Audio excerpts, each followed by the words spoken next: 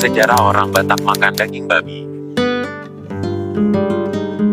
Mengingat sejarah Batak kuno, daging babi merupakan makanan yang diharamkan. Itu kemudian terlihat dalam tradisi Parmalin, yang merupakan kepercayaan orang Batak kuno, yaitu kepercayaan orang Batak sebelum hadirnya agama Kristen di tanah Batak.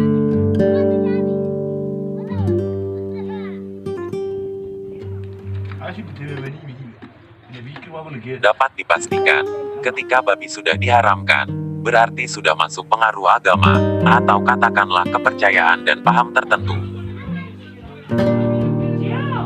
Babi sebenarnya telah diternak dan dikonsumsi selama ribuan tahun oleh orang Eropa, dan orang Asia kebanyakan. Babi adalah makanan yang umum di Nusantara sebelum masuknya agama Islam dari Timur Tengah. Beberapa suku bangsa di Indonesia yang masih menjalankan tradisi aslinya mengkonsumsi daging babi antara lain suku Dayak, Bali, Toraja, Papua, Batak, Manado dan lainnya.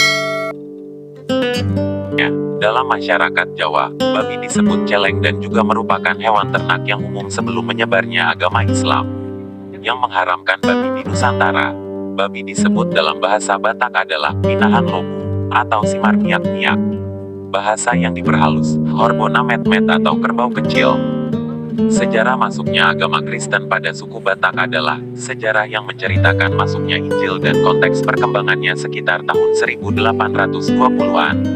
Hingga berdirinya Huria Kristen Batak Protestan, HKBP.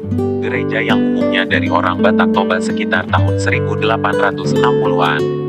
Maka hampir bisa dipastikan, sejak saat itu juga orang Batak yang beragama Kristen mengkonsumsi daging babi.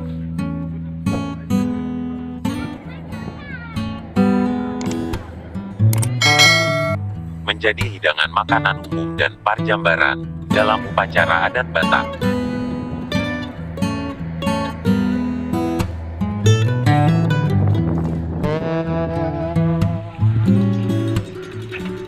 Hingga saat ini, daging babi menjadi salah satu kuliner khas orang Batak.